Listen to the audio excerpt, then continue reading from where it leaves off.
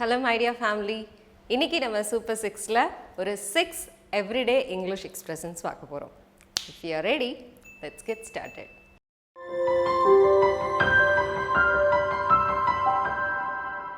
Stop learning, never stop growing, never stop seeking the brightest star. Number 1 in our list is நம்ம யாராவது ஒரு person கிட்ட ஒரு favour நம்ம எதிர்பார்க்குறோம் அப்படின்னா நம்ம சொல்லுவோம்ல, நான் இந்த விஷயத்தில் ஒன்றா தான்ப்பா நம்பியிருக்கிறேன், என்னை ஏமாத்திராத அப்படி சொல்லுவோம். ஸோ இந்த மாதிரி சொல்கிறதுக்கு இங்கிலீஷில் I rely on you, don't cheat me அப்படின்னு சொல்லலாம். I rely on you, don't cheat me. இந்த ரிலை அப்படின்றது வந்து நம்ம யாரையாவது ஒரு பர்சனை டிபெண்ட் பண்ணி இருக்கிறதுக்கு நம்ம இந்த ரிலை அப்படின்ற வேர்டு யூஸ் பண்ணிக்கலாம். ஜென்ரலாக நம்புறதுக்கு வந்து பிலீவ் அல்லது ட்ரஸ்ட் யூஸ் பண்ணுவோம், அது இங்கே நம்ம யூஸ் பண்ண முடியாது. ஸோ நான் இந்த விஷயத்தில் நான் ஒன்று தான் நம்பியிருக்கிறேன் அந்த மாதிரி சொல்கிறதுக்கு ஐ ரிலை ஆன் யூ அப்படின்னு சொல்லிக்கலாம். Number 2 in our list is நம்ம நல்ல விஷயமாக ஏதாவது ஒரு டிஸ்கஸ் பண்ணிகிட்டு இருக்கும்போது யாராவது தடங்களாக ஏதாவது பேசுனாங்க அப்படின்னா நம்ம சொல்லுவோம் இல்லையா, ஏன் அப்படி அபசகுணமாக பேசுகிற அப்படின்னு சொல்லுவோம் இல்லையா. அந்த மாதிரி சொல்கிறதுக்கு இங்கிலீஷில் why do you talk inauspiciously அப்படின்னு சொல்லலாம்.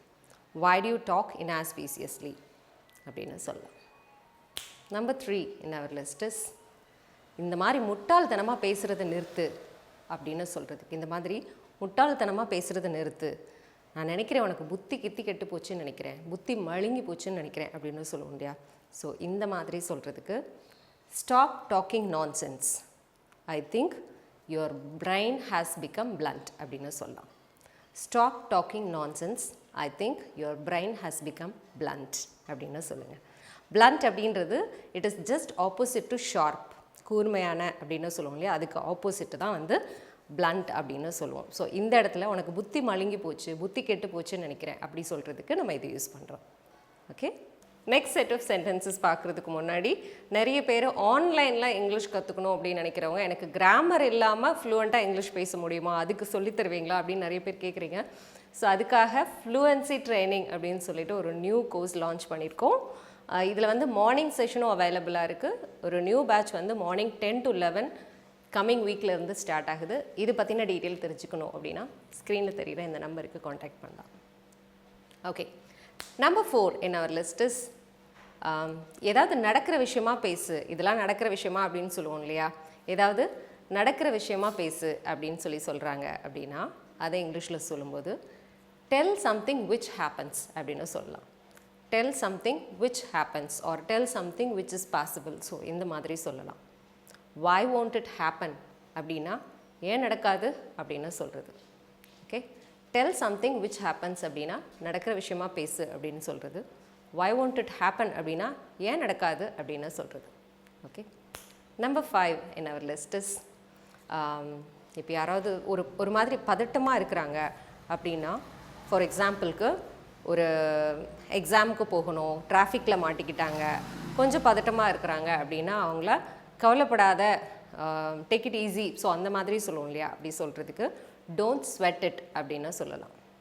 டோன்ட் ஸ்வெட் இட் அப்படின்ற இடியம் யூஸ் பண்ணிக்கலாம். இதோட மீனிங் என்ன அப்படின்னா don't worry, take it easy அப்படின்றது தான். For example, don't sweat it, we have got plenty of time to get there before the show starts அப்படின்னு சொல்லலாம். நமக்கு நிறையவே நேரம் இருக்குது, ஷோ ஸ்டார்ட் ஆகிறதுக்கு இன்னும் நிறைய நமக்கு டைம் இருக்குது, ஒன்றும் பதட்டப்படாத அப்படின்றதான் இந்த சென்டென்ஸோட meaning. See the last and final one is யாராவது இல்லீகலாக ஏதாவது ஒரு ஆக்ஷன்ஸ் பண்ணுறாங்க அப்படின்னா அவங்கக்கிட்ட சொல்லும்போது இந்த மாதிரி பண்ணாத, மாட்டினேன்னா ஆயுசுக்கும் களி தான் சாப்பிடணும் அப்படி சொல்லுவோம் இல்லையா. ஸோ இந்த மாதிரி செய்யாத, மாட்டினேன்னா ஆயுசுக்கும் ஜெயில் தான்ப்பா அப்படி நம்ம யாரையாவது வார்ன் பண்ணுறதுக்கு எப்படி சொல்லலாம் அப்படின்னா if you get caught you will be imprisoned for life அப்படின்னு சொல்லலாம். that's it with the lesson today. இன்றைக்கி பார்த்த இந்த 6 sentences-உம் உங்களுக்கு ஹெல்ப்ஃபுல்லாக இருந்திருக்கும் அப்படின்னு நம்புகிறேன். Thank you so much for clicking this video. I'll meet you soon with another interesting lesson in the next video. Till then, you take care. It's bye from Malar. See you. Bye-bye.